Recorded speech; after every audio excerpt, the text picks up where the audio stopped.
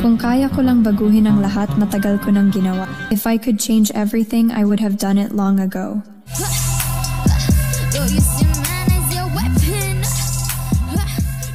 Hi, it's me again, Kuya Mike, and we're going to continue the Tagalog to English challenge. So, I have prepared 15 items.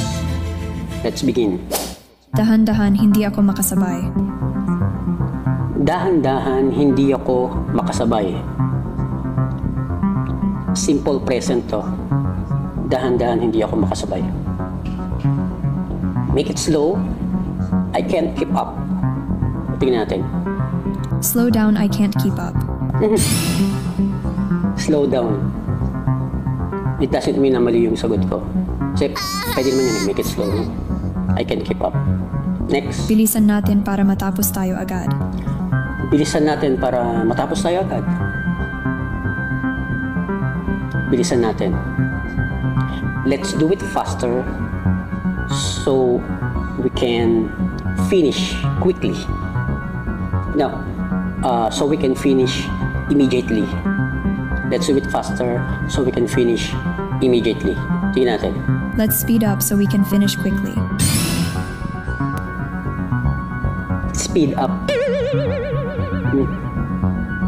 So we can finish quickly. Sinabi ko na quickly. Pinilitan ko lang immediately, no? Pero, I believe, tama naman yung translation. Wow! Next. Para naman sa ikabubuti mo ang ginawa ko. Para naman sa ikabubuti mo ang ginawa ko. Ikabubuti. Okay. I did it for your own good. Tingnan natin. I did it for your own good. Okay ba? Okay, next. Ang hirap mong pakisamahan. Parang, tol, ang hirap mong pakisamahan. It's difficult to be with you. Tingnan natin. You're hard to get along with.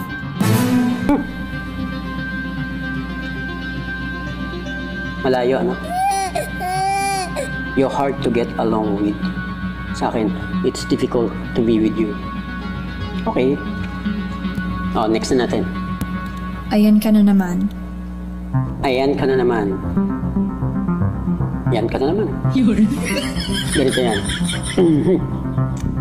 There you go again. Naalala ko yun eh. Sa pelikula. Tingnan natin. There you go again. Next. Madali lang naman eh. Naiinis ako sa sarili ko. Naiinis ako sa sarili ko. I am. Sarili ko, no? I am annoying with myself. Tingnan natin. I'm annoyed with myself. Annoyed. Naiinis. Nainis, annoyed. Kasi past tense.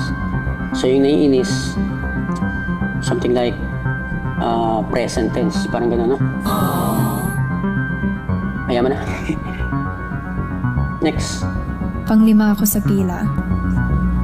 Panglima ako sa pila. Pila, line. De, row. Huh? 3, 2, 1. Pumila. Mag-withdraw sa ATM, no? So, panglima ako sa pila. I'm fifth in a line or I'm fifth in a row. Tingnan natin. I am fifth in line.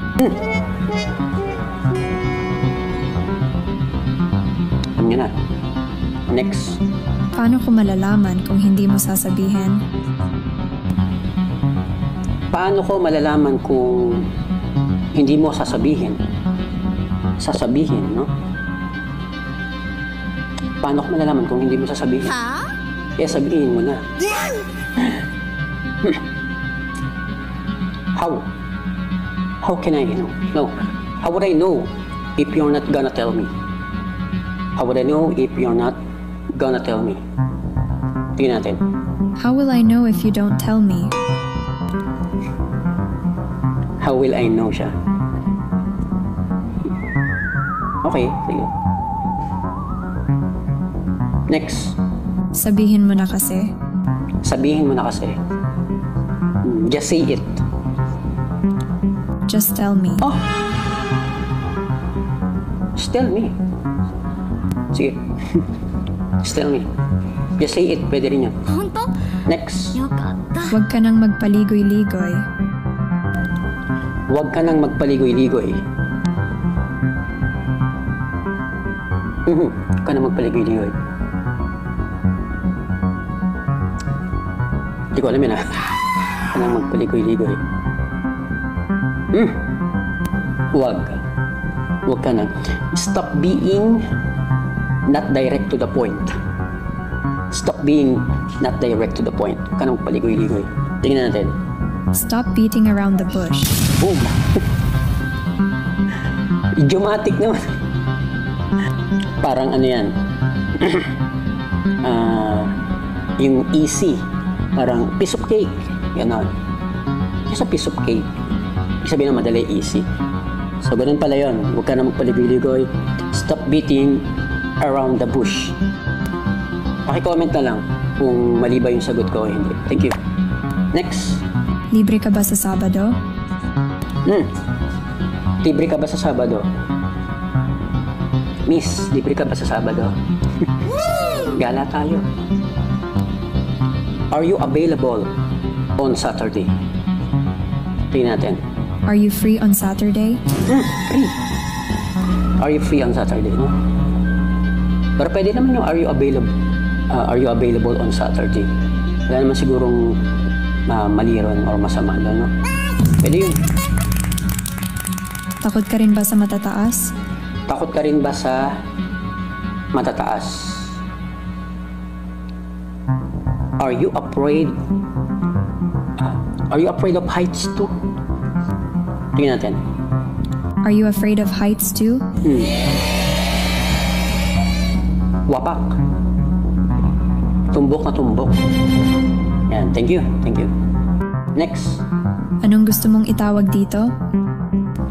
Anong gusto mong itawag dito? Anong gusto mong itawag dito? Anong gusto mong itawag dito? What do you want to call this? What do you want to call it? It. Sabi ko this, di ba? So it rather, no? Tingnan natin. What do you want to call it? Oh. What do you want to call it? Ayos. Next. Huwag ka magpuyat kung may mahalaga kang gagawin bukas. Huwag ka magpuyat kung may mahalaga kang gagawin bukas. Huwag. Huwag mo subukan. Don't stay awake. Don't stay awake late at night if you have something to do tomorrow morning. Wala na yung morning. Don't stay awake late night if you have something to do tomorrow. Tignan natin. Do not stay up late if you have something important to do tomorrow. Do not stay late. Do not stay up late if you have something important to do tomorrow. Okay. Mali ba yung sa akin? Hindi naman siguro, no? Next. Bakit mo itinuloy iyon kung alam mong mapapahamak ka? Why did you still go with it? Why did you still go with it if you knew that you're gonna be in danger? Tingnan natin. Why did you go through with it if you knew you would get into trouble? Trouble. Okay. Ayun na, 15 na yun. Ang masasabi ko I think meron akong mga good guess. Yung iba hindi naman totally mali. Naniniwala ako doon, no? Ito na yung tanong para sa inyo. Kayo naman ang mag-translate sa English. Pakilagay na lang po sa comment section. At babasahin ko yan. By the way, wala mo na yung sagot dito, ha. Ang magiging answer nito para ma-confirm nyo kung tama ay sa susunod na upload ng video. Okay, so ready na kayo ha? Pakinggan nyo mabuti. Ang pagpapahalaga sa mga simpleng bagay ay nagdudulot ng tunay na kaligayahan. Maraming salamat po. Once again, Kuya Mike. See you next time. Bye.